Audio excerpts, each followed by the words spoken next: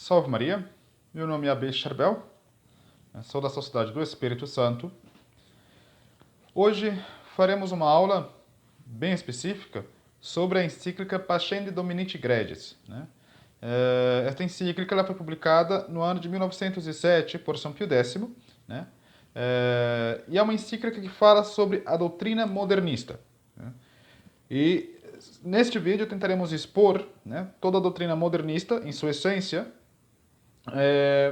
porque hoje, atualmente, nós estamos vivendo nessa crise, na crise não somente da igreja, mas em toda a sociedade, uma crise mundial de fato, na qual já ou fazemos a fé como algo subjetivo, ou já não temos mais fé nenhuma. Se é que se pode dizer também que aqueles que fazem a fé como objeto subjetivo, tem a fé tampouco, né? Não sei se podemos dizer isso, mas enfim. O nosso objetivo é fazer com que as pessoas, que vocês, que vê este vídeo, possa compreender todo o corpo de doutrina do modernismo, segundo exposto por São Pio X. Então, nós veremos, no decorrer da aula, que no decorrer da exposição, nós veremos que se adequam exatamente com o que está acontecendo hoje na igreja, principalmente no nosso meio aqui, no nosso meio ocidental, mas também atinge toda a igreja universal, não somente o nosso meio. Então esse será mais ou menos o objetivo, que é fazer você entender o que é o modernismo, qual é a exposição exata do modernismo e em que ele nos atinge atualmente. E isso tudo segundo São Pio X. Não vou incluir palavras minhas, a não ser que eu comente alguma coisa, claro, para ficar mais claro ao que exatamente nós estamos nos referindo. Não será uma leitura exatamente da Pascendi, mas sim será um entendimento da Pascendi. Uma vez que se vê este vídeo, esta aula, quando se pega a Pascendi, não terá, que é a encíclica de São Pio X, não terá mais dificuldade para compreendê-la. Pelo menos em 99% dela será mais facilmente compreendida, dado que esta encíclica ela tem o seu grau de dificuldade, para poder ser entendida, porque o pensamento modernista ele tem muitas artimanhas, não é muito fácil de ser compreendido. Então, antes de começarmos a aula, vamos pedir auxílio de Nossa Senhora, para que não nos deixe compreender nada errôneo. No meu caso, não deixe dizer nada errôneo. Em nome do Pai, do Filho e do Espírito Santo. Amém. Ave Maria, cheia de graça, o Senhor é convosco. Bendita sois vós entre as mulheres, e bendito é o fruto do vosso ventre, Jesus. Santa Maria, Mãe de Deus, rogai por nós, pecadores, agora e na hora de nossa morte. Amém. Glória ao Pai, ao Filho e ao Espírito Santo, assim como era no princípio, agora e sempre, por todos os séculos dos séculos. Amém. São Pio X, rogai por nós. Em nome do Pai, do Filho e do Espírito Santo. Amém. Pois bem, como dissemos, a importância de ver este vídeo, de saber sobre a encíclica Pascendi Dominici Gregis, é de fato reconhecer, nos dias atuais, o que estamos vivendo. E vermos, por exemplo, que não é uma loucura, digamos, dos tradicionalistas quando afirma que eles estão errando e errando em um contexto que é até mesmo difícil de ser explicado, porque de fato é. E é exatamente o que São Pio X vai mostrar no decorrer da encíclica Pascendi Dominici Gregis. Antes de começarmos com a própria encíclica, vamos ver alguns dados gerais, que estão em torno da encíclica da Pascendi Dominici Gregis.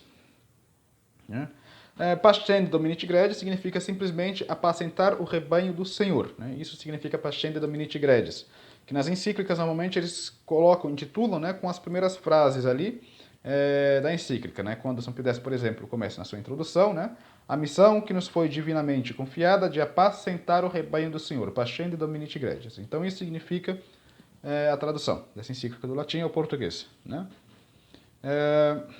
Enfim, a encíclica ela foi publicada no dia 8 de setembro de 1907, pelo Papa São Pio X, no Vaticano, Em 2007, né, já comemoramos o centenário da encíclica Pascendi Dominici Gredis. Em 2017 fez 110 anos.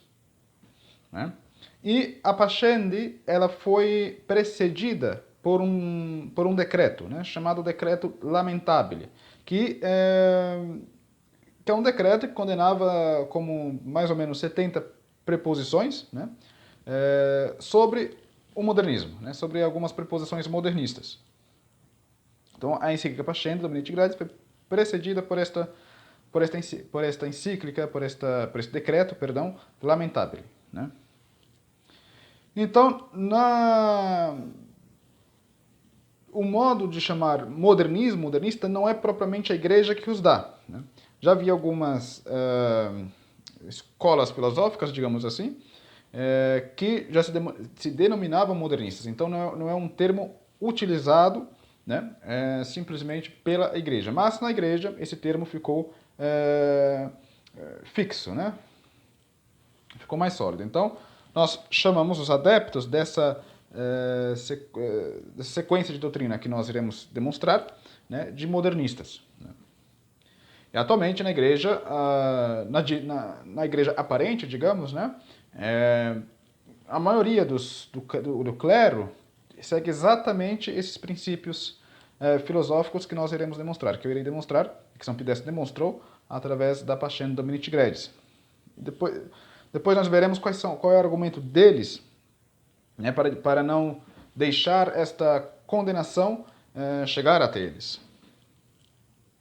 Enfim, a encíclica ela é em forma de exposição de doutrinas contrárias. Né? Então, tudo o que se disser de acordo na encíclica são preposições condenáveis, né, que um católico não crê. Entretanto, a encíclica ela não expõe nomes de pessoas, né? Não, ali não vai dizer na encíclica, né, dizendo Kant mostra tal doutrina, né? Ou Descartes, ou seja lá quem for, né? Enfim, não, ela não diz lá. Muitos interpretam, né, inclusive dos filósofos que viviam ali durante o pontificado de São Pio X, inclusive de filósofos que estavam na igreja, aparentemente, que estavam na igreja, né? São Pio X não mostra nenhum nome. Muitos interpretaram porque a igreja tem sempre a esperança de que essas pessoas possam se arrepender de suas doutrinas, né, de suas falácias, e voltar para a igreja. Então esta era a esperança de São Pio X. Por isso que na encíclica, quando vocês forem pegar a encíclica para ver, né, não será citado nenhum nome específico. Enfim.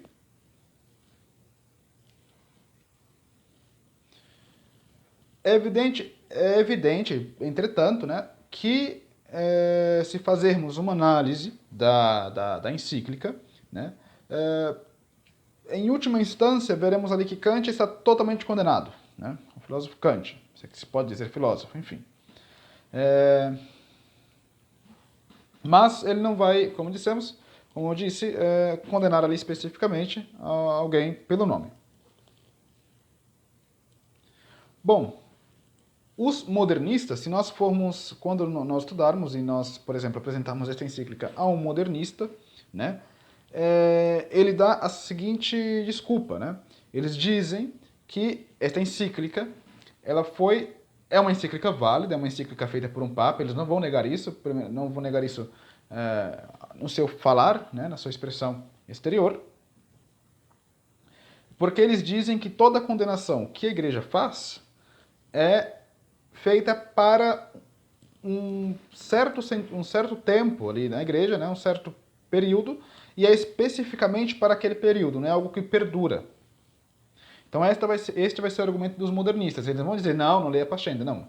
Eles vão dizer simplesmente que esta condenação feita por São Pio X era dirigido àquele exato período no qual a encíclica foi publicada, né?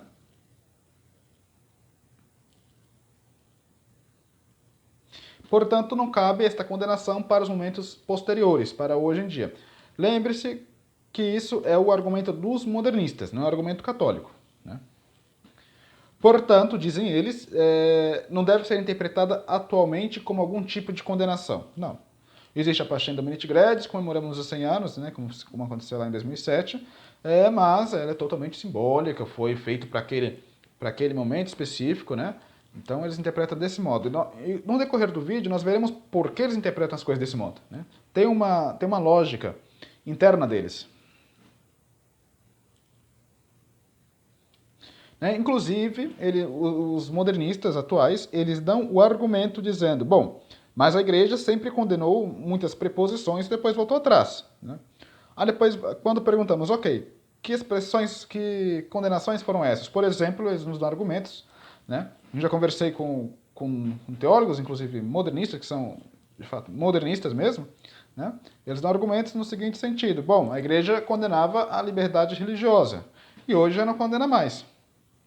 De fato, se formos seguir pelo pensamento deles, do oficialismo da igreja oficial, né? Ou seja, ali do clero oficial, que nós temos um papa, cardeais, bispos, padres, etc. No oficialismo, aparentemente a igreja não condena mais a liberdade religiosa. Aí uma vez foi condenado, eles admitem isso. Né? Então é aí que nós vemos, quando eu sou bem incisivo e digo que o problema não está na interpretação do Concílio Vaticano II, mas está no próprio concílio, né? Aí está a coisa. Porque o que nós veremos é o que exatamente São Pio X, né, condenou. E bom, e contra o argumento dos modernistas, né, contra essas afirmações, nós sabemos, quem estuda um pouco de história da igreja, não precisa ser um historiador para saber disso, né, um teólogo, né, que a postura católica é de manter todo o ensinamento que faz parte do magistério ordinário e extraordinário como a perpetuidade, né? Portanto, tem um alcance eterno e atemporal, ou seja, todo o ensinamento que a igreja nos dá se mantém, deve manter-se. De outra forma, se contradizesse, né, nós chegaríamos à negação da existência de Deus. Ora, porque, filosoficamente dizendo, Deus ele está fora do tempo. Ele não está preso ao tempo, digamos, como nós estamos. Né?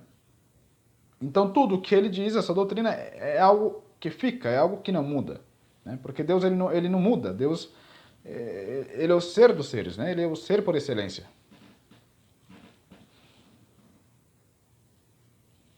Bom, portanto, toda matéria de condenação, né, que a igreja decretou, que a igreja condenou, fica condenado, indefinidamente. Pois a igreja não pode se contradizer. Tem uma frase de São Simplício, né, no século V, né, para confirmar o já dito, que ele diz o seguinte: o que pelas mãos apostólicas, né, com assentimento da Igreja Universal, mereceu ser cortado desde o mandato da ordem evangélica, não pode recobrar vigor para renascer, e nem pode voltar a ser semente veraz da vinha do Senhor, o que consta a ter sido destinado ao fogo eterno. Ou seja, está dizendo o seguinte, que o que foi condenado e não pode voltar. Né? Não tem como voltar, não pode ser semente da vinha do Senhor novamente. Aliás, nunca foi, mas já foi condenado e não pode voltar a ser. Né? Então, é claro que o que a igreja ensina é algo que fica. Né? Porque o que a igreja ensina é o verbo eterno, é o próprio ensinamento de Deus que é eterno. Né? Não é algo que muda aqui, não. Hoje eu decreto isto e amanhã eu revogo e decreto outra coisa. Não é assim. Na igreja católica não funciona desse modo. Porque nós cremos e nós sabemos, é uma verdade, né? Que a verdade é a adequação da ideia ao objeto, ou seja, a verdade é objetiva, né? Ela não muda de acordo com o tempo, com os fatos, ela permanece. Né? E bom, nós vamos ver que os modernistas não creem exatamente nisso. Né? Eles creem em uma outra coisa. Bom, ou seja, as condenações são condenações para sempre, não pode voltar a tratar desses assuntos. E nem fazer referência dizendo que pertence a um único momento concreto, que é o argumento dos modernistas. Portanto, o argumento dos modernistas é inválido. Né? Então, o que a Pascende condena também é dirigido para os dias atuais. E digo uma coisa, é mais categoricamente dirigido para os dias atuais do que para o tempo de São Pio X. Né? Porque hoje nós estamos vivendo justamente tudo isto, né, que São Pio X condenou. É uma coisa absurda, nós vamos ver no decorrer do vídeo. Espero que não fique tão longo. Bom, a Pascendi, ela dá um quadro de certas doutrinas que são condenáveis filosoficamente, teologicamente, historicamente, e também alcança até mesmo a apologeta, né? E as ciências modernas. Então a Pascendi, ela dá a essência do modernismo e do que nós estamos vivendo atualmente, que é o próprio modernismo que nós estamos vivendo atualmente, né? Inclusive nas ciências modernas. Bom, portanto, durante a exposição da Pascendi, né, nós mostraremos apenas condenações. Aqui são tudo condenados, então não creiam se eu estou dizendo uma coisa, né, neste vídeo, que isto é verdade. Ou seja, que o argumento modernista que está dizendo pode ser verdade. Não, ali já está condenado pela igreja. Porque o que nós católicos cremos é o seguinte, né, que Deus, ele se revelou para os homens, né, desde os primeiros pais, desde os tempos patriarcais, né, até nosso Senhor Jesus Cristo, que se fez homem, né, e Deus ao mesmo tempo aqui para nós. Então nós temos uma revelação externa que vem de fora. Deus mesmo se revela a nós e por isso nós cremos em Deus, né? E isso nós podemos atestar pela a história, através da história, né? Se vocês forem ver outros vídeos meus, por exemplo, terão vários temas, né, que ele prova como Deus foi agindo na humanidade até os nossos dias atuais, né, até atualmente. Então, é por isso que nós cremos em Deus, por causa de uma revelação externa que vem de Deus, né? Os modernistas já não creem nisso. Nós vamos ver com o tempo do vídeo que eles creem em outra coisa, né? Em um outro tipo de revelação.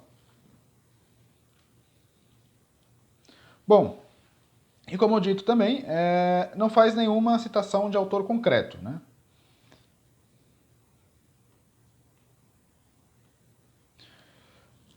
Uma das características do modernismo é ser muito adaptável, ele é muito adaptável, ele é como aquele lagarto, né? O lagarto que ele está ali em cima de qualquer coisa e ele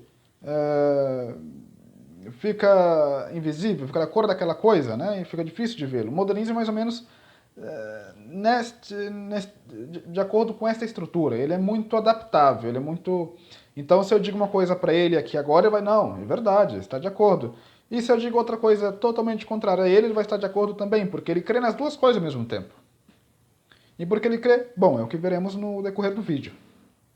Ele crê que, de fato, as coisas podem contradizer, e há uma lógica nessa contradição. Uma vez que se entra no modo de pensar modernista e acreditar no modo de pensar modernista, né, é difícil sair daí.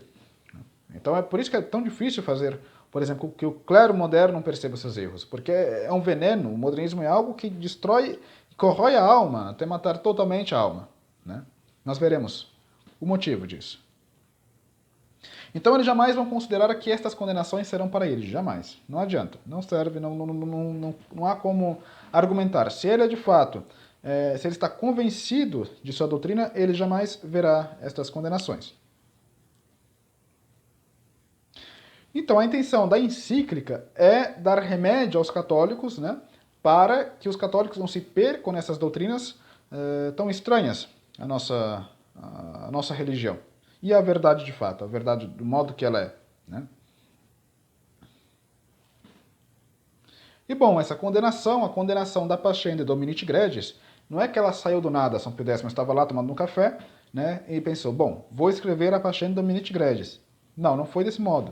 O que aconteceu foi o seguinte, já dentro da igreja, já no começo do século XX e nos finais do século XIX, né, dos meados aos finais, já se sabia de uma infiltração. Não é a teoria da conspiração, sabia-se, né? Inclusive São Pio X denuncia isso na própria encíclica Pascendi Dominici Gregis. Sabia-se de uma infiltração de pessoas que não tinham de fato o espírito católico, né, dentro da igreja. E estas pessoas estavam tornando-se bispos, estavam tornando-se professores de seminários. Então por isso que São Pio X já viu-se obrigado a publicar essa encíclica, né? Então, este é o motivo da publicação da encíclica Pascendi Dominici Gregis. Então, não foi do nada, né?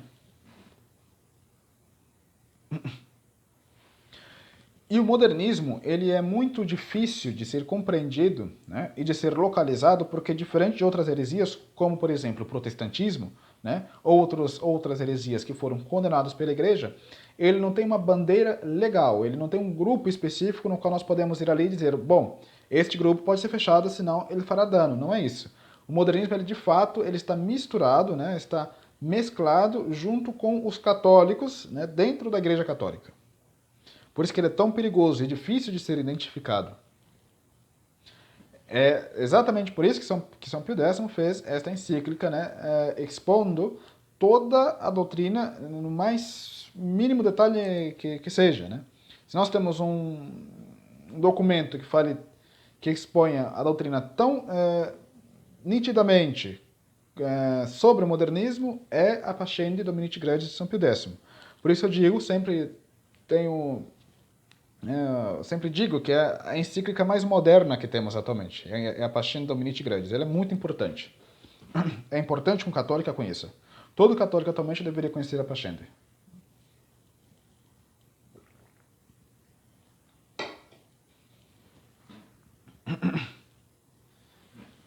Portanto, a encíclica trata de mostrar toda essa forma de modernismo, né? E bom, vamos ver também as respostas ambíguas que eles dão a todas essas questões. E de onde vem essa forma do modernismo? Né? De onde nasceu? Qual é a semente do modernismo? Qual é a linha de pensamento? Não nasceu assim, bom, somos o modernismo, né? Bom, se pesquisarmos um pouco mais a fundo, né, sobre a questão, nós vemos que a forma de pensar surge, né, de um núcleo de pensamento que nós podemos chamar de idealismo. É daí que surge o modernismo. Né? Então, o que é mais ou menos o idealismo? Né? O que é o idealismo, na verdade, de um modo geral, para ficar fácil de ser entendido? Para quem não conhece nada desses termos filosóficos, são bem difíceis e chatos de serem entendidos. É verdade. Bom, nós católicos somos realistas, né? Nós agimos de acordo com a realidade. Se eu vejo que uma cadeira está diante de mim, né? Eu sei que a cadeira está diante de mim. E não me pergunto se a cadeira está diante de mim. Para mim é evidente que essa cadeira está diante de mim. Né? O idealista não. O idealista, o que ele faz? Ele vê uma cadeira diante dele e pergunta, o que é isso? Né? Ele não pergunta... ele pergunta se isso existe. Né? O que é isso? Nós perguntamos. Eu vejo essa cadeira, meu primeiro pensamento é, o que é isso? Né? Ou seja, quid sit esta coisa? O que é esta coisa? Quid est? Né? O idealista não. Ele não pergunta o que é isso. Né? Ele pergunta se essa coisa existe, se essa coisa que está adiante de mim existe. Né? Bom, então nós vemos, quando já começamos a duvidar da existência de qualquer coisa que esteja diante de nós, que perguntamos se esta coisa existe, mesmo que eu esteja pegando e vendo-a, a loucura vai muito longe. Né? Então os católicos não entram nessa situação. Nós católicos, vendo uma coisa na nossa frente, dizemos, bom, isso é um copo de água. Né? Ou um copo com água, para ser mais específico. E daí nós deduzimos outras coisas, vamos fazendo outras perguntas. Eles não, como já tem a sua base, né, equivocada, errônea, né, perguntando se isto existe, né, eles entram por toda uma forma de pensamento que não condiz com a realidade das coisas. Né? Então, de fato, entra numa espécie de loucura, e é difícil sair dessa loucura. Bom, então o idealismo, ele não é um pensamento que negue as coisas fora do sujeito, né? Ele simplesmente pergunta se essa coisa existe. Existem dois mundos para o idealismo. Estou falando do idealismo. Se eu disser realismo, aqui nesse momento, tenho em conta que é idealismo, porque são muito parecidos, realismo e idealismo, enfim. Para o idealismo, é um pensamento que nega as coisas fora do sujeito. O sujeito sou eu. Né? Então ele não nega as coisas fora de mim. Para o idealismo, existe dois mundos, que é o mundo interno, né? Que é o mundo que está dentro de nós, é o mundo de nossas perfeições, o mundo de nossos pensamentos, sentimentos e desejos. Né? Existe o mundo externo, que é o mundo que está fora de nós. São essas coisas que vocês veem aqui. Né? Existe este mundo para o idealismo. Bom, até aí não está não há muitos problemas, né? Bom, mas segundo o idealismo, para simplificar, tudo o que está fora de mim é um conjunto de sensações que eu tenho, né? Não é que esta coisa existe por si mesma, mas é que esta coisa são sensações que eu consigo sentir, são coisas que eu consigo sentir, né? E de acordo com uma longa experiência, né, que eu tenho, depois de comprovar um conjunto de sensações que vejo existir de certa forma, posso chamar as coisas de coisas, né? Ou as pessoas de pessoas, por exemplo. E essas pessoas ou essas coisas são apenas sensações, sons que se apresentam diante de mim. Né? Diante de mim, que sou o sujeito. Né? Isso se apresenta, portanto, não somente às pessoas, mas todas as coisas que se apresentem a essas coisas. É confuso, mas é assim mesmo. Né? Bom, segundo essas sensações, né, que se apresentam com essas sensações, segundo o idealismo, portanto, né, estas coisas, que é o que está fora de mim, né, não seriam mais que estas representações e sensações. Né? Isso é mais ou menos o idealismo. Então, para ele, todas as coisas que nós vemos são apenas sensações e representações. Né? É só disso que nós temos certeza. Eu não tenho certeza se isso é um copo de água, por isso que eu me pergunto se isto é. Né? Unsit. A questão unsit. E há um idealismo mais radical, né, que consiste em negar que nós temos uma percepção da realidade. Bom, se este primeiro idealismo que eu disse, ele se pergunta se esta coisa é, né, o outro idealismo, que é o idealismo mais radical, ele nega, né, que nós tenhamos certeza dessa percepção da realidade. Ele diz que o que se apresenta, né, na verdade, são nossas próprias sensações, afeições e desejos. Né? O que está fora de mim é, a princípio, né, puro desconhecimento. Isso se refere ao imediato. Portanto, tudo que eu estou vendo agora, eu não tenho certeza de nada do que eu estou vendo. Né? É assim o idealismo. Ele consiste em negar a realidade. Né? Então, é mais ou menos este pensamento confuso que tem o idealismo. E é de fato confuso. Né? Mas uma vez entendido e compreendido, é perigoso adentrar nesse tipo de pensamento, que é o que a maioria dos jovens modernos fazem, né? já imbuídos deste espírito moderno. Então, enquanto nós católicos perguntamos, quando vemos um copo de água, perguntamos o que é isto, né? Eles perguntam se esta coisa existe. E o idealismo mais radical diz, bom, eu não tenho certeza de nada, não pergunto se essa coisa existe, porque de nada eu sei. Eu sei que eu existo, né? Logo aquela frase, né? Aquele princípio, penso, logo existo. Se não me engano, de Descartes. Então é isso. É só isso que eu sei, da minha própria existência, eu não sei de nada mais. E isso é, evidentemente, contrário ao que ensina a boa filosofia católica, que nós não negamos a realidade. Né? O que nós vemos as coisas, nós não podemos negar que as coisas existem. Isso aqui é uma batina, enfim, nós vamos denominando as coisas de acordo com a nossa experiência de conhecimento. Né? Eles negam. Então aqui nós já estamos entrando no tema da Pascendi Dominici Gredis, né? Que é a exposição da doutrina modernista, que vem através do idealismo. Né? E desse idealismo mais radical, inclusive. Bom,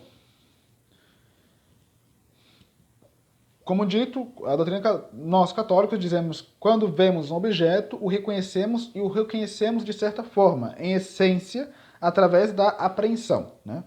Então nós conhecemos as coisas em essência. Eles negam que nós podemos conhecer as coisas em essência. Bom, isso parece ter surgido com Descartes lá pelo século XVII. Enfim, não é o que diz a Pascendi. A Pascendi, como dito no começo, jamais irá nomear, né, os filósofos. Nós nomeamos porque se trata de uma apresentação da Pascendi.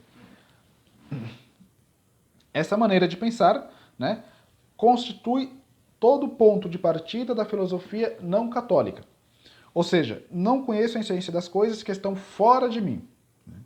Então não posso conhecer nada, não conheço nada, não conheço a essência das coisas. Nós conhecemos a essência. Né? Nós tivemos certas uvas, né, e vemos uma uva aqui, vemos uma uva em outra cidade, nós sabemos que serão uvas, né?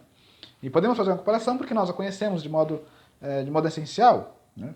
Se uma uva, por exemplo, ela for demasiado grande, de cor preta, não sei, de uma outra cor que não seja a cor de uva, nós vamos saber que aquilo não é uva, né? Nós temos a legitimidade de duvidar que aquilo não seja uva. Então a nossa consciência, ela conhece sim as coisas em sua forma essencial, né?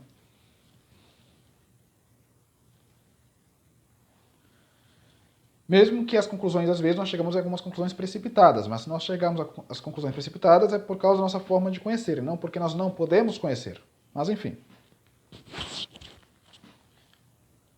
Então, eu não conheço a essência das coisas que estão fora de mim, né? Isso culmina no pensamento de Kant, né? Para ele, o homem está fechado dentro de si, né? Dentro de si mesmo e supõe a existência de uma coisa externa de si. É somente uma suposição que haja algo fora de si, né? Mas que não é cognoscível, ou seja, não é conhecível, né? Não é cognoscível e que chamamos de fenômeno, né?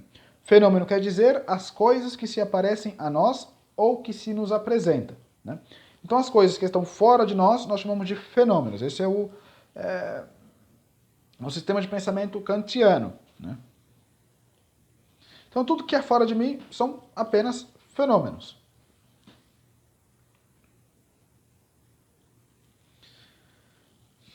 Bom, a ciência para Kant é, portanto, uma relação de conexões e relações, né? Conexões e sensações que nos diz respeito a certos fenômenos interligados entre si, né?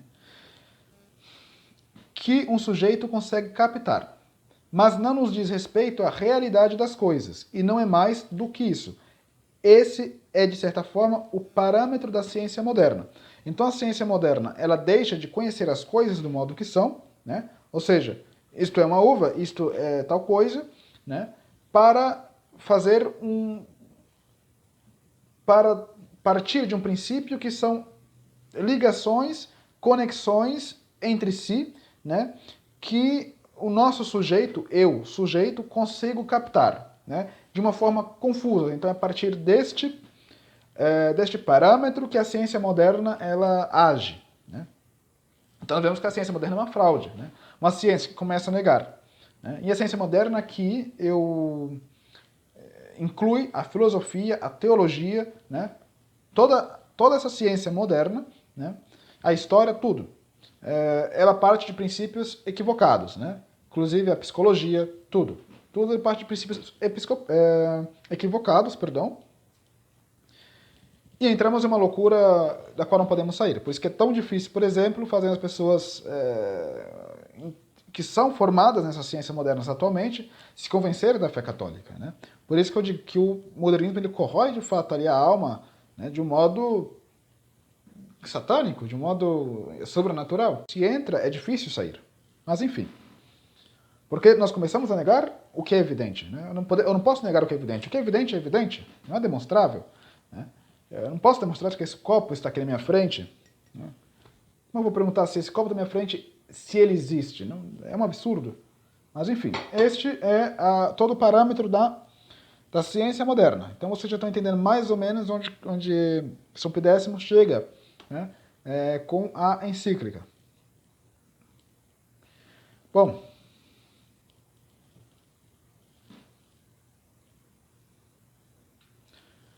esse modo de pensar é contrário ao modo de percepção que se apresenta na realidade, né, como já dito.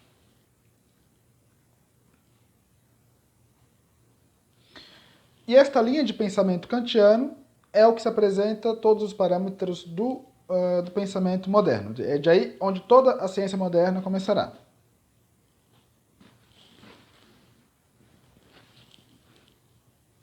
Portanto, né, como Deus não é matéria dos fenômenos, não é matéria daquilo destas ligações, interligações de fenômenos, né, que nós podemos captar, Deus não pode ser matéria de estudo, né? A teologia não pode ser matéria de estudo, a verdadeira teologia, né? Por isso a teologia, para eles, o estudo de Deus para eles, não pode ser considerado como ciência. Então, já está sendo alguns das consequências do pensamento modernista, kantiano. Portanto, a alma humana, né, na alma humana e em Deus não há conhecimento intelectual, pois eu não posso conhecer a alma humana e nem Deus, visivelmente através dos fenômenos. Isso é o que nós chamamos de agnosticismo, né? Que, segundo São Pio X diz na encíclica Pascendi. Né? Bom, Deus e a alma é descartável. Né? Descarta. Então, esse é um pensamento modernista. Bom, e São Pio X, é importante dizer que ele faz alusão desse pensamento dentro do clero, né? Para o clero. Ele diz, né? Veneráveis irmãos e muitos membros do laicato católico e também coisa ainda mais para lastimar a não poucos do clero que, fingindo amor à igreja e sem nenhum sólido conhecimento de filosofia e teologia, mas embebidos antes das teorias envenenadas dos inimigos da igreja, blasonam postergando todo o comedimento de reformadores da mesma igreja, e cerrando ousadamente fileiras, se atiram sobre tudo o que há de mais santo na obra de Cristo, sem pouparem sequer a mesma pessoa do divino Redentor, que com audácia sacrílega rebaixam a craveira de um puro e simples homem. Né? Então ele já denuncia no começo de sua encíclica a estes reformadores, né, que estão se infiltrando na Igreja Católica. Né? E que vai culminar né, depois de São Pio X, muito depois de sua morte, 50 anos depois, um pouco mais de 50 anos depois de sua morte, no Concílio Vaticano II. Enfim, segundo os realistas, né, vamos falar um pouco da história. Os fatos da história, segundo nós, os fatos da história se conhecem através dos testemunhos, de quem estiverem ali e escreveram. Né? Pois, como por exemplo, a vida de Cristo. Houveram muitas testemunhas da qual nós podemos conhecer através dos evangelhos, atualmente, a vida de nosso Senhor Jesus Cristo. Para os idealistas, para os modernistas, isso não é possível. Né? Pois Deus ele nunca havia se mostrado, né, sensivelmente, através dos fenômenos, para poder conceder algum dado histórico. Na verdade, o que acontece é um certo desprezo histórico por parte dos modernistas. Né? Eles desprezam o método histórico, né, que nós conhecíamos até poucos anos atrás. Bom, sobre a religião, portanto, eles adotam uma postura de desconfiança. Né? Marx, Freud, Nietzsche, cada um à sua maneira, né? Mas todos esses trabalham essencialmente, né, no que há de mais puro na religião em contra da religião. Né?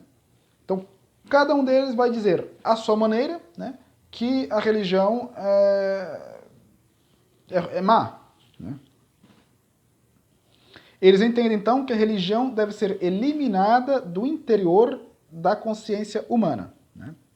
Mas nós sabemos que isso é impossível e muito radical. Né? Como isso é impossível e muito radical, o que houve então entre o pensamento da filosofia moderna? Houve a reação religiosa. Bom, a reação religiosa, qual seria? Não foi a reação, não, vamos ali combater a doutrina deles. Não foi. O que os católicos, né? Os católicos quiseram fazer, e fizeram de fato. Eles queriam adaptar, né, a Igreja Católica ao sistema de pensamento deles, dos filósofos modernos. Então, eles começaram a criar doutrinas, né, para que este pensamento religioso fosse adaptável segundo os princípios filosóficos modernos. Bom, então eles utilizaram uma exposição, um corpo de doutrina imanentista, ou seja, daquilo que nasce dentro do homem. Né?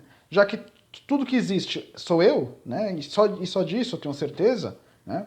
A religião também deve vir a partir do homem, né? E não mais de fora, como nós católicos sabemos. Portanto, há de dar uma explicação sobre esse dito fenômeno religioso, né, nessa linha de pensamento. Então, para eles, a religião é apenas um fenômeno religioso, né, que deve ser adaptada a esta linha de pensamento. O modernista dizem, como dito, que este fenômeno tem uma origem interna, né, interna do sujeito. Entretanto, esse fenômeno interior ele tem muitos aspectos, né? Dizem eles, o homem tem a necessidade do infinito, né, por diversos problemas e equações emocionais, que o homem adquire através de sua mesma história. Então a religião surge dessa necessidade em seu interior. É a partir daí que a religião surge, é uma necessidade do homem. Não é algo externo revelado para nós, mas é o contrário. É uma necessidade minha que eu tenho, que faz esta religião surgir, né? É a explicação do fenômeno religioso. Esse é o princípio da imanência religiosa. A religião, portanto, não nasce de uma revelação, né, mas dos nossos sentimentos, que é essa necessidade do incognoscível, né, daquilo que não é conhecível, cognoscível. Esse sentimento, segundo diz eles, é algo que está relacionado com Deus mesmo, segundo dizem esses religiosos. Então, esse sentimento que nós temos de religião é um sentimento que está relacionado com Deus, né? Mas é um Deus que é um Deus que eu crio, é um Deus que eu quero, que eu vejo que é bom e que eu vejo que deve ser desta forma que eu dito, e não da forma que ele dita, porque o Deus vem dentro de mim, né? Enfim. E claro que esta premissa vai seguir algumas consequências lógicas, né? O homem, como diz Kant, ele está fechado em si mesmo, né? Ele tem um conhecimento em sua consciência apenas. E logo tem um sentimento. Primeiro, ele que está fechado em si mesmo, ele tem este conhecimento na consciência e a partir deste conhecimento ele tem um sentimento, né? Ele sente, né? O sentimento, ele surge da necessidade do infinito, daquilo que não se conhece também. Todos os homens têm essa consciência, diz o sistema modernista. E essa consciência tem certos aspectos que se dá em todos os homens, né? Apesar do homem, quais são esses aspectos, né? Apesar do homem, né, estar fechado em si mesmo, ele percebe através dos fenômenos que há outros homens. Bom, ele percebe que há outros homens. O Manuel percebe que sua mãe existe, né? E que seu filho também existe. Enfim. E estes homens têm uma consciência semelhante à sua consciência, né? Ou a minha consciência. Então, essa consciência capta as demais. Segundo lugar, né? Então, ele viu ali que tem outros homens que têm uma consciência semelhante à sua, né? Que essa consciência capta as demais consciências. Em segundo lugar, a consciência, em todos os seus aspectos, né, se caracteriza por ser algo vivente e cambiante, mutável, né? É algo que muda, que vai mudando, né? Então, ela está em permanente transição, né, mas nunca conectados com leis universais ou transcendentes. Isso não existe, né? Terceira característica da consciência, a consciência tem uma unidade diante dos fenômenos que me são apresentados. Então ela tem certa unidade, ela mantém certos princípios ali, né? Por exemplo, e por que ela mantém certos princípios? Porque a sua comunidade religiosa mantém. Então, o modo de pensar dele é muito parecido com o modo de pensar. Então, esses princípios eles se mantêm, né? É nesse sentido.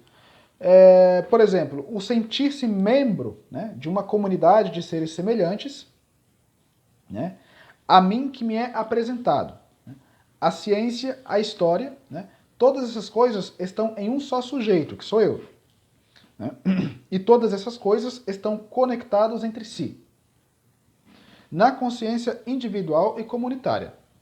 E Deus está em direto contato com essa consciência. Então, esta consciência individual, que se expande para a consciência comunitária, né, ela se encontra em uma conexão no qual Deus está conectado em cada um, né, nossa consciência individual, que se expande para essa consciência comunitária. É daí que nasce, né, o sentimento religioso. É daí que uma comunidade local vai tentar explicar este sentimento religioso que ela tem. Então, tudo isso nos apresenta mais ou menos uma ideia do modo de pensar dos princípios modernistas, né? É assim mais ou menos que os modernistas ele pensam. Então, a religião é simplesmente uma necessidade, né, que todo homem tem, que nasce a partir desse sentimento semelhante, comunitário, religioso, mas que a sua origem é individual. É complicado. Não é fácil. Então isso que é o princípio da imanência, né? Da imanência religiosa do homem. Bom, então vamos ver aqui cada ponto detidamente, né? A universalidade da consciência. Todos nós temos consciência. E dentro dessa consciência, todos temos sentimentos. E dentro desses sentimentos está o sentimento da necessidade do infinito, né? É o reconhecer nossa indigência, né, e insensatez em relação à capacidade do infinito. Nós nos reconhecemos, né, nós nos vemos aí. Por natureza, segundo explica, todo homem tem a vida sobrenatural dentro de si, né? Já que todo sentimento, o homem tem dentro de si. Então, o sobrenatural, a fé, né, que está dentro de si mesmo, não é uma graça sobrenatural, né, que vem de Deus, né, que Deus dá aos batizados, senão que é algo comum a cada indivíduo, né, e independentemente da religião, por causa dessa necessidade do infinito. Então a fé não é algo sobrenatural que vem de fora, que Deus nos dá porque nós somos batizados, senão que é da necessidade individual de cada homem, né? É de aí que vem essa fé. Então essa é a primeira conclusão dos modernistas, né? A segunda conclusão é a seguinte: toda religião é, portanto, verdadeira. Claro, se a religião, o princípio religioso vem dentro de mim e está repartido em cada homem, toda religião será, portanto, verdadeira. É um pensamento lógico para eles. Esse é o sentimento religioso que faz todo homem crer, né? Segundo as doutrinas modernistas. Sempre o que eu estou dizendo aqui é condenável, né? É errado. Já que esse sentimento põe diretamente em contato ao homem com Deus, né? Toda religião é, portanto, verdadeira. Se diferem umas das outras, ou só se diferem umas das outras, né, nas formulações intelectuais que se fazem de acordo com o tempo para tentar explicar essa fé, né? Então, a religião católica é diferente do islamismo simplesmente na formulação, do modo em que explica, né, este sentimento religioso que está em cada um de nós. É isso que os modernistas pensam, é isso que os católicos modernistas pensam. Então, só se diferem umas das outras segundo as formulações. Eles dizem que as religiões podem ser mais ou menos imperfeitas, né? Em comparação de umas com as outras, no modo de expressar esse sentimento. Mas todas elas têm algo de verdade. É exatamente o que diz o Vaticano II, né? São as sementes de verdades em cada religião. Toda religião tem algo de verdade, mas é claro que toda religião tem algo de verdade. Um absoluto não existe, né? O que existe é o bem absoluto, que é Nosso Senhor, é Deus. Mas enfim, vamos voltar para Pacheco. Talvez na religião católica se apresenta de uma maneira mais clara, digamos, o sentimento religioso, né? Segundo dizem os modernistas. Uma representação desse sentimento, uma certa superioridade sobre as outras, né? Mas todas elas participam deste sentimento, né? De igual modo, para todos os homens que estão unidos por esta graça divina, né, em seu interior, né? Então, a graça de Deus, a graça santificante, ou qualquer graça que Deus nos dá, na verdade não é que venha de Deus, é que venha do próprio homem. Então, essa graça vem de nós mesmos, né?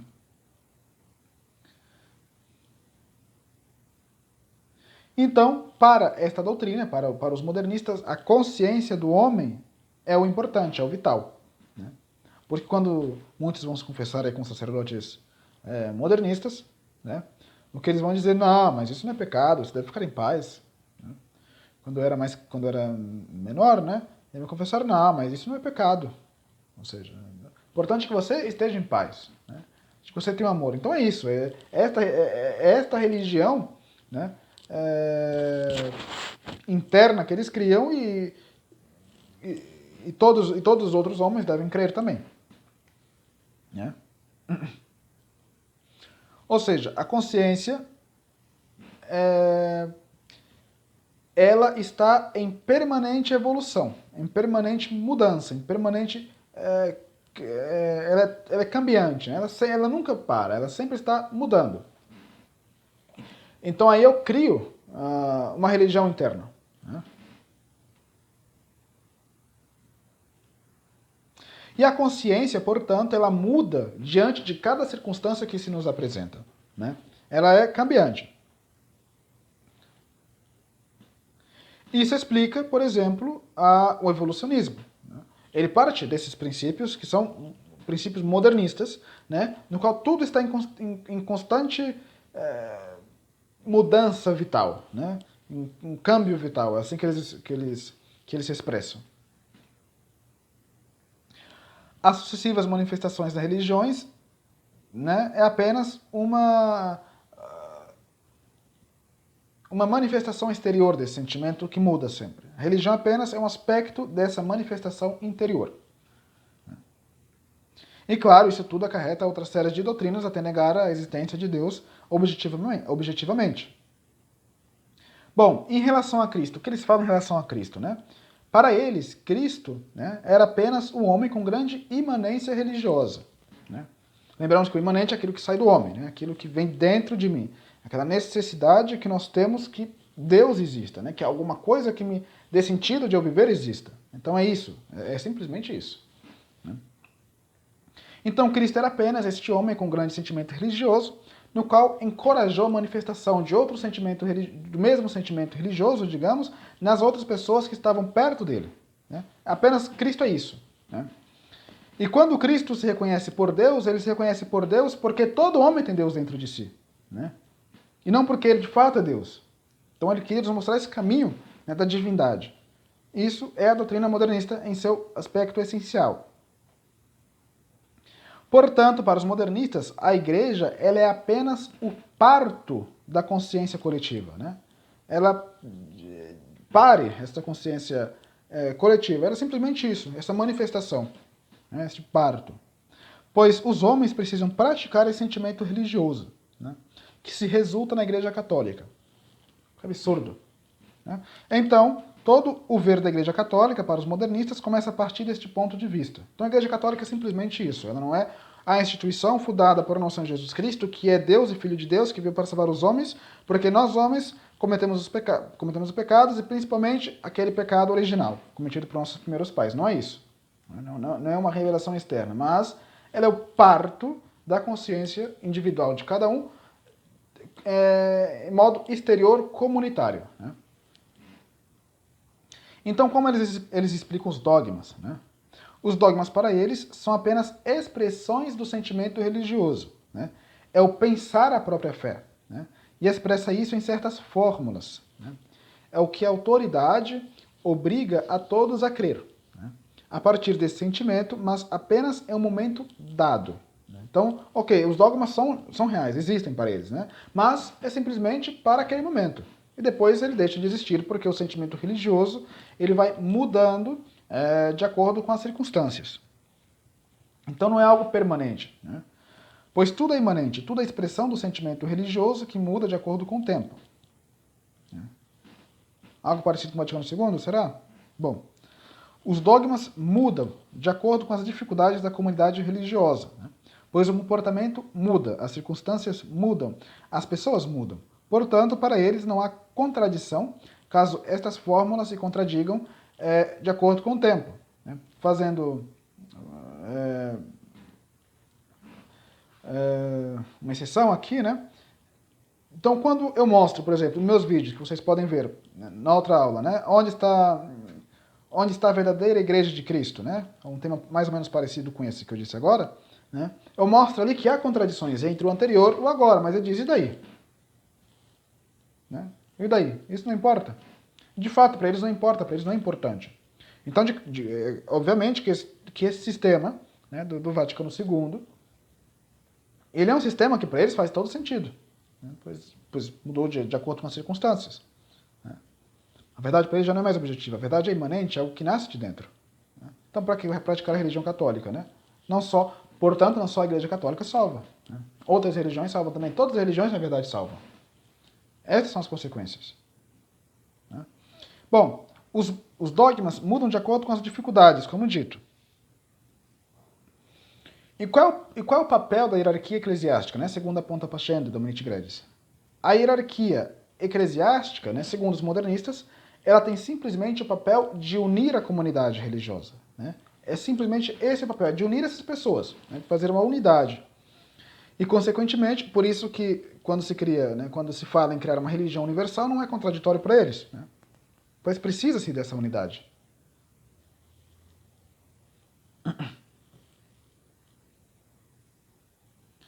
E, consequentemente, apresenta uns ritos e doutrinas, né, que pretendem reviver, de acordo com uma tradição viva e cambiante, mudante, né, que una sua comunidade de acordo com esse sentimento religioso. Então, é esse o papel da hierarquia eclesiástica. Né?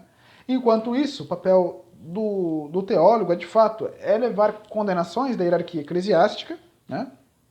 Porque ele tem o papel de fazer a hierarquia eclesiástica se adaptar de acordo com os diversos, os diversos aspectos temporais que vão surgindo, a realidade que vai surgindo, para a igreja, né? Para a hierarquia eclesiástica. Então, de fato, quando um teólogo é condenado, né? Como o Leonardo Boff, por exemplo, né? Quando alguém é condenado, eles não estão ligando muito para isso, não os interessa muito. Né? Porque esse é o papel deles. Esse é o papel deles, é de fazer, de fato, mudar para que a hierarquia possa se adaptar de acordo com as circunstâncias na qual a igreja está vivendo. Esse é o papel dos teólogos. E o papel da hierarquia é simplesmente unir todo esse pensamento religioso, né? As pessoas, no caso. Então, os teólogos eles empurram, né, a igreja nessas mudanças do homem interior e coletivo. Né? Eles vão introduzindo aos poucos estas mudanças dentro da igreja, né? Que foi o Vaticano II, né? Se não foi isso, exatamente isso.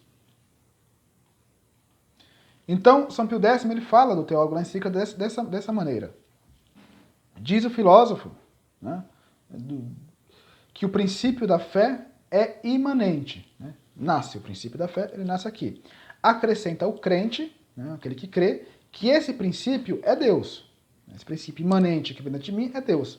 E conclui, pois, o teólogo, logo Deus é imanente no homem. Óbvio, né?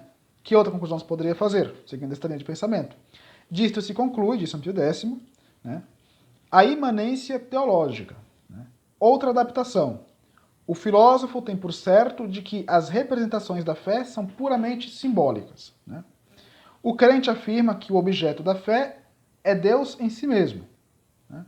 Que nasce aqui de dentro, um símbolo. Conclui, pois, o teólogo, logo as representações da realidade divina são simbólicas. Segue-se daqui o simbolismo teológico. Né? Por isso que para os modernistas, quando nós dissemos que o corpo de Cristo é o corpo de Cristo, depois da consagração eles dizem, não, ali é a representação do corpo de Cristo, é a representação da última ceia do Senhor. Né? Ali que Nosso Senhor quis nos mostrar para partilhar o pão com os pobres. Né? Então eles vão fazer todas as interpretações porque, de fato, porque tudo nasce de dentro. Né? Não é o que vem de fora, não é uma realidade que permanece.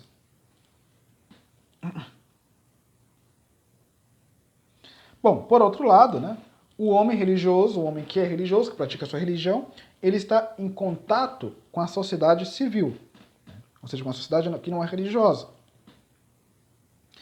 Eles dizem, né, os modernistas eles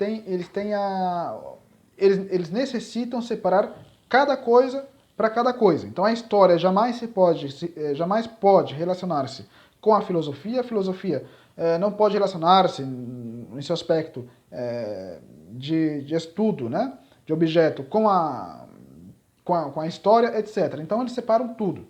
Né?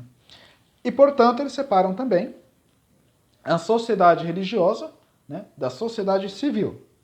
Né? A sociedade civil ela tem uns fins diferentes, né, dos fins que tem a religião. Né? A sociedade civil atua no mundo dos fenômenos, né? Enquanto a sociedade religiosa atua no mundo dos sentimentos, da imanência. Né? Portanto, a sociedade civil ela é superior e prevalece sobre a sociedade religiosa. Por isso que eu ataco tanto, né, essas pessoas que dizem, dando-se umas de conservadoras, né, que deve se respeitar o que a lei nos impõe, porque assim deve se fazer. Não. A igreja nunca trabalhou desse modo. Essa igreja ela é uma sociedade perfeita, né? Ela está de fato, assim, inclusive acima da sociedade civil. Né? E a sociedade civil não prevalece de modo algum sobre a igreja. A igreja prevalece. Se a igreja acata alguma regra, né, que o Estado Civil está impondo por sua própria liberdade. Né? Enfim. Mas, para eles, para os modernistas, né, a sociedade civil prevalece sobre a sociedade religiosa. Logo, a religião não pode intervir na sociedade civil, né, sob nenhum aspecto. É um abuso de poder se a religião faz isso. Né? Ora, o que dá isso nos dias atuais é a separação da igreja e do Estado, né, tanto pregado pelo Concílio Vaticano II. Ou pelo menos foi que o que eles fizeram logo após o concílio foi que todos os estados se separassem da igreja. Seguindo objetivamente esta linha de pensamento.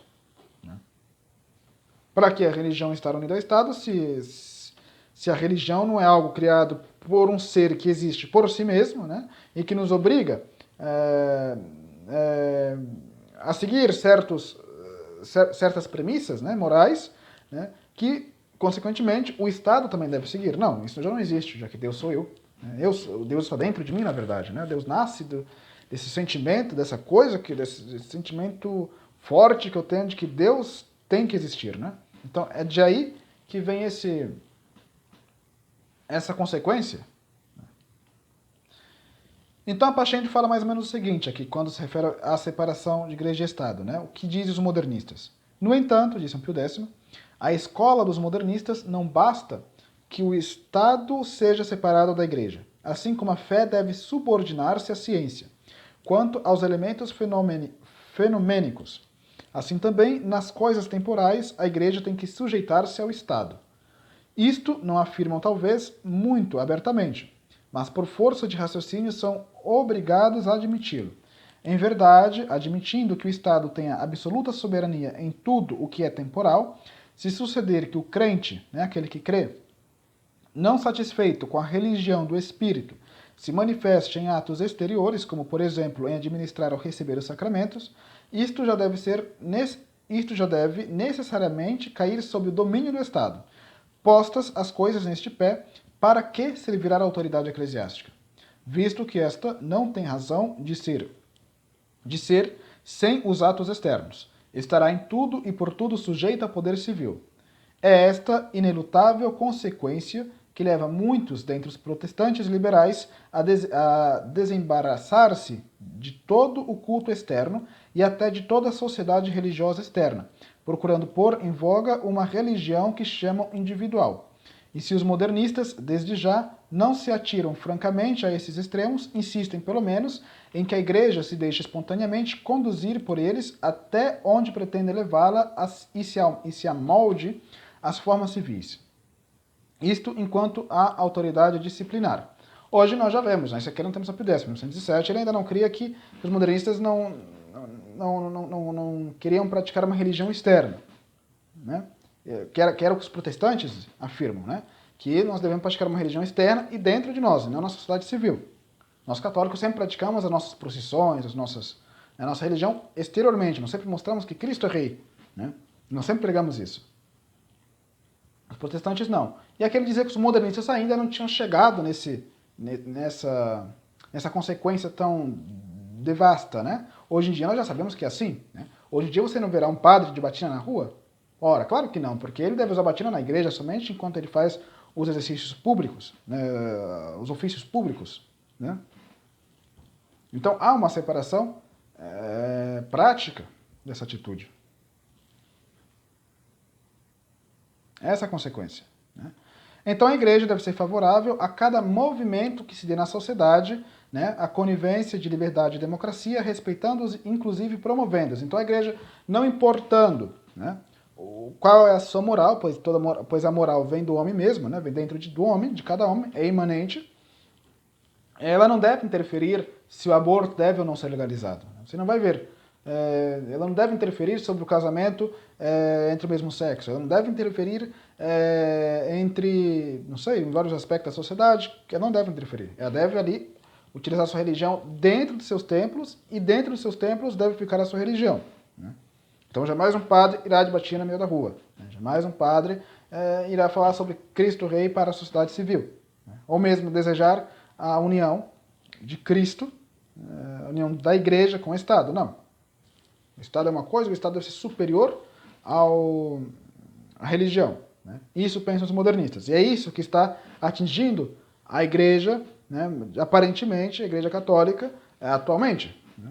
As pessoas já não têm fé. Já não é uma fé que vem de um Deus externo, que nos obriga a crer, né, em suas verdades, né?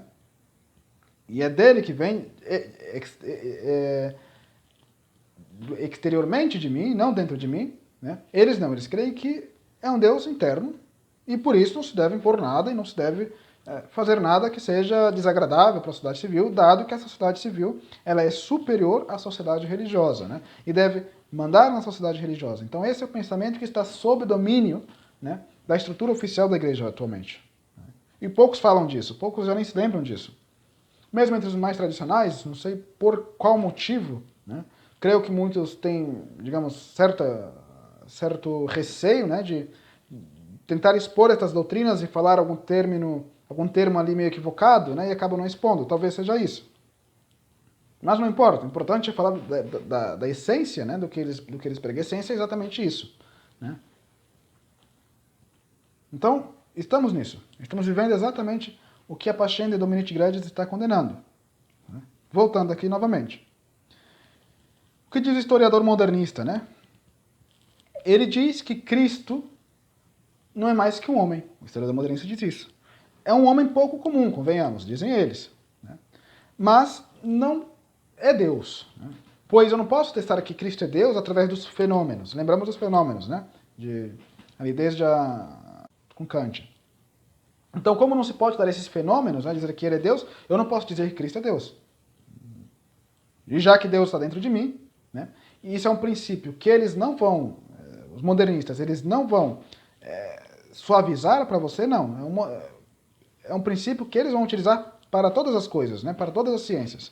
Então, às vezes nos falta fazendo um comentário rápido aqui, né, às vezes nos falta esta força, esta vontade, esta incisividade, né, de não fazer nenhuma concessão nos nossos argumentos. Pois os nossos argumentos são os verdadeiros argumentos. E eles pensam que os argumentos deles são os verdadeiros argumentos, eles não fazem nenhuma concessão a nós. Eles vão fazer isso. Então eles devem combater, de fato, os católicos que querem manter a fé. E é isso que eles fazem. Mas enfim, portanto, para eles, Cristo é apenas um homem histórico. Né? Existe o Cristo teólogo, né, que pertence ao ramo ali da religião, já que eles separam tudo, e o Cristo histórico, né, que é o Cristo que deve ser estudado. Né? E claro, eles admitem que Cristo não foi um homem muito comum. Mas não podemos dizer que Cristo é Deus, segundo eles.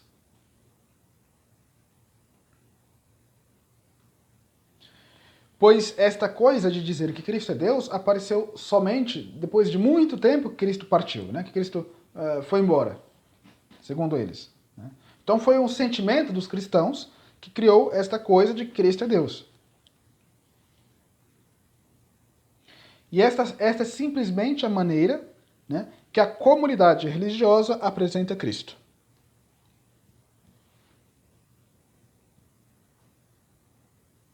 Mas Cristo mesmo, ele não tinha nenhuma pretensão de impor esse ensinamento a ninguém. Né? Então ele não tinha essa pretensão. Foi apenas um sentimento religioso da época aí que criou até nos dias atuais esse sentimento e pensamos que Cristo é Deus, segundo dizem os modernistas. Né? Então Cristo ele tem mais ou menos a mesma importância de um Mohammed, de um Maomé, né?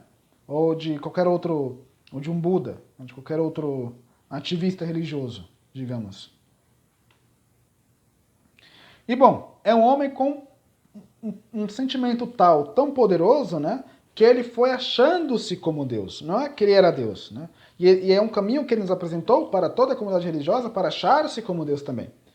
Então por isso que eles dizem que eles estão certos. Olha o absurdo. Então o Cristo histórico é o Cristo histórico ali, né, que viveu, nasceu tal data, mas o Cristo teólogo é outra coisa, o Cristo teológico é outra coisa, né, o Cristo da religião. Então diz a Pascendi, né, há certos modernistas que se atiram a escrever história que parecem muito preocupados em não passar por filósofos e chegam até a declarar-se totalmente alheios aos conhecimentos filosóficos. É isto um rasgo de finíssima astúcia, para que ninguém os julgue embebidos de preconceitos filosóficos e assim pareçam, como eles dizem, completamente objetivos. Em verdade, porém, a sua história ou crítica não fala senão filosofia e as suas deduções procedem por bom raciocínio dos seus princípios filosóficos. Ou seja, o argumento externo que eles dizem, bom, não vamos juntar filosofia, teologia e história, né? Apesar de eles falarem isso, São Pio X diz, né, que apesar disso, toda a história deles está embebida desses princípios filosóficos e teológicos, né? Principalmente filosóficos. Então, São Pio X aqui, ele fala do reformista, do modernista reformador, né? O vídeo já está se alongando, mas enfim. E é muito importante aqui, São Pio X, ele é de fato profético, né? E profético de fato no sentido ortodoxo da palavra, não no sentido que os modernistas usam, né? De profético, mas enfim, não. Ele é de fato profético em dizer o que o reformador diz, né? Tudo que ele diz aqui foi o que aconteceu a partir do Vaticano II na hierarquia oficial da Igreja, né? Bom, ele diz o seguinte, vou ler rapidamente. Pouco resta-nos finalmente dizer a respeito das pretensões do modernista como reformador. Já pelo que está exposto, fica mais que patente a mania de inovação que move estes homens. Mania esta que não poupa absolutamente nada do catolicismo. O que foi que se fez no Vaticano II se não foi inovar tudo, né? Querem a inovação da filosofia, particularmente nos seminários, né? De tal sorte que, desterrada a filosofia dos escolásticos para a história da filosofia, entre os sistemas já obsoletos, seja ensinada aos moços, ou seja, aos seminaristas, a moderna filosofia. Então, deixa a filosofia escolástica de lado e ensinamos-lhes a moderna filosofia, né? Que é a única verdadeira correspondente aos nossos tempos, segundo eles, pois a verdade ela é mutante, né? Ela vai mudando de acordo com o tempo. Enfim, para a reforma da teologia, querem que aquela teologia que chamamos racional seja fundamentada na filosofia moderna, né? Desejo, além disto, que a teologia positiva se baseie na história dos dogmas, né? Querem também que a história seja escrita e ensinada pelos seus métodos e com preceitos novos. Dizem que os dogmas e sua evolução devem entrar em acordo com a ciência e a história. Para o catecismo, exigem que nos livros de catequese se introduzam só aqueles dogmas que tiverem sido reformados e estiverem ao alcance da inteligência do vulgo, né? Acerca do culto, clamam que devem diminuir as devoções externas, a missa. O que aconteceu com a missa? Também. E proibir que aumentem, embora a bem da verdade, outros mais favoráveis ao simbolismo, né? Se mostrem nisto mais indulgentes, né? Gritam a alta vozes que o regime eclesiástico, o regime da igreja, deve ser renovado em todos os sentidos, mas especialmente na disciplina e no dogma, né?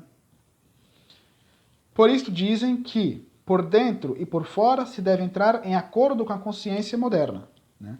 Que se ache de todo inclinada para a democracia. E assim também dizem que o clero inferior e o laicato devem tomar parte no governo, que deve ser descentralizado.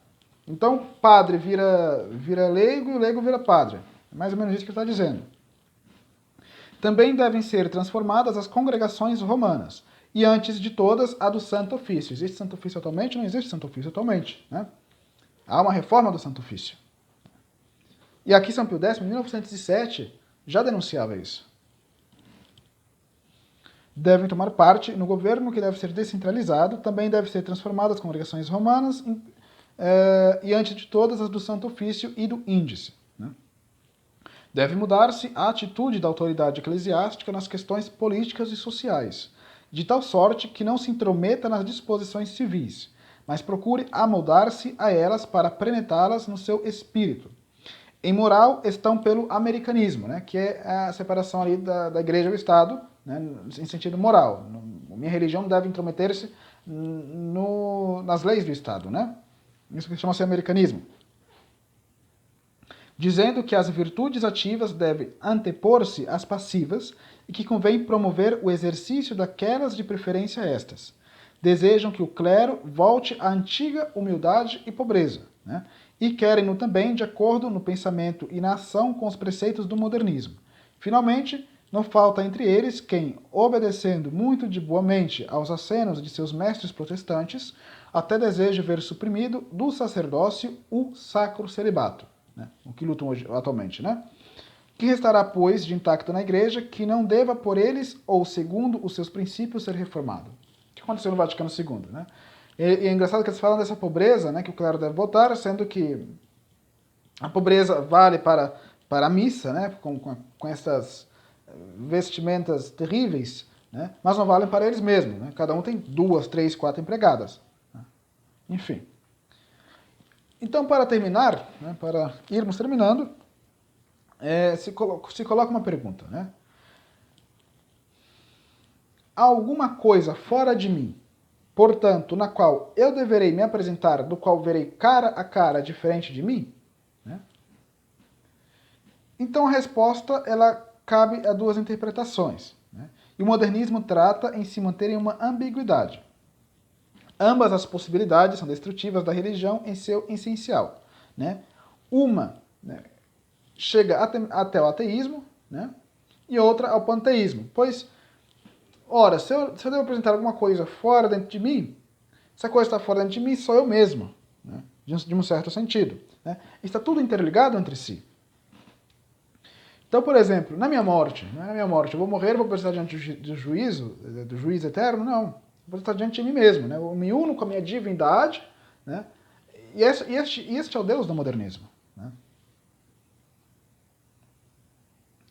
O único contato com Deus, portanto, é através do sentimento religioso, né? E não através de uma ciência ou realidade externa dada através dos fenômenos. Mas dado que Deus não é algo além do sentimento... Enfim, para terminar, né? Dado que Deus não é algo além do sentimento, mas que se encontra no sentimento, né? Eu iria me encontrar no fim da minha vida comigo mesmo. Enfim, para um católico, essas preposições são inaceitáveis, né? São condenáveis.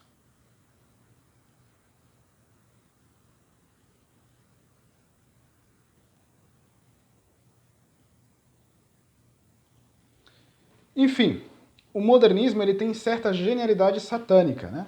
Se estudarmos em princípio. Porque é uma doutrina evolucionista, né, e adaptável, e eles podem dizer sim e não, ao mesmo tempo sem pensarem que estão em uma total contradição. Né? Dada a doutrina explicado. Os modernistas se adaptam a teorias evolucionistas, né, como marxismo, evolucionismo, etc. Mas eles também se adaptam à realidade eclesiástica. Então, eles nunca vão contradizer, né, as teorias evolucionistas com a realidade eclesiástica, digamos, né? Jamais eles se consideram condenados pela a doutrina da igreja. Né? Por isso engana tantas pessoas. Isso produziu, né, como nós conhecemos, uma infiltração na igreja que chegou até o Concílio Vaticano II e a situação atual na qual nós estamos vivendo atualmente. Então, como reconhecer o modernista? Né? É muito fácil reconhecer o modernista. Primeiro, o modernista ele gosta de falar difícil. Ele tem que falar difícil. Se ele não falar bonito e difícil, ele não está sendo um bom modernista. Né? Esse é um dos primeiros passos para reconhecer o modernista. Um outro passo para conhecer o modernista é que, na sua vida interior, pessoal, né, ele fala sobre Deus. Mas em sua vida civil, né, em sua vida pública, ele não tem mais um Deus. Ele não fala mais sobre um Deus. Né? Esse Deus não existe mais. Né? Inclusive, ele pisa por cima dos princípios que ele crê privadamente, né, para entrar e adaptar-se ali de acordo com a ciência da qual ele está pregando e estudando. Né? Então aí também há uma forma de conhecer os modernistas. Né?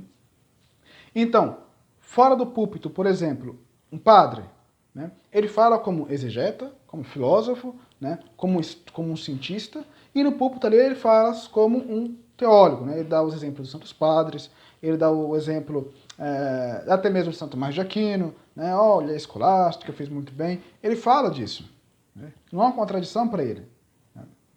Então, qual é o remédio, né, para nós nos separarmos disso. Por exemplo, olha o que diz um teólogo modernista, né?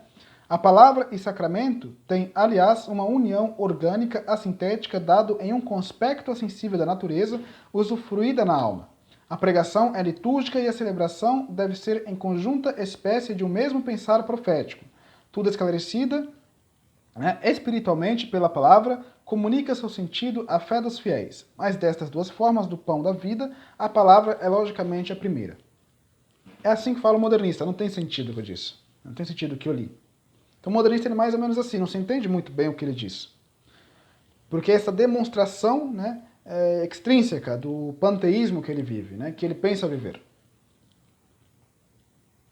Então, para um católico, o que nós católicos devemos fazer?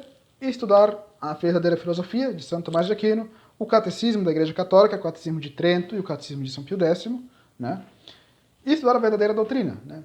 Sair de fato desta... Não deixarmos nos submeter, né, a estas autoridades modernistas, né, que não têm a fé católica. Elas não podem nos ensinar como sermos católicos se eles não são católicos, né? São Pio X justamente denuncia todos esses erros porque ele já estava prevendo, né, que alguma coisa grave ia acontecer no futuro, né? Então nos atenhamos, né, para estudarmos a verdadeira doutrina, para não deixarmos nos seduzir por estas doutrinas modernistas, né? Espero ter ajudado com este vídeo, né? Qualquer crítica, comentário, pode se fazer aí ou enviando um e-mail para mim, né? E é isso. Salve Maria e até a próxima.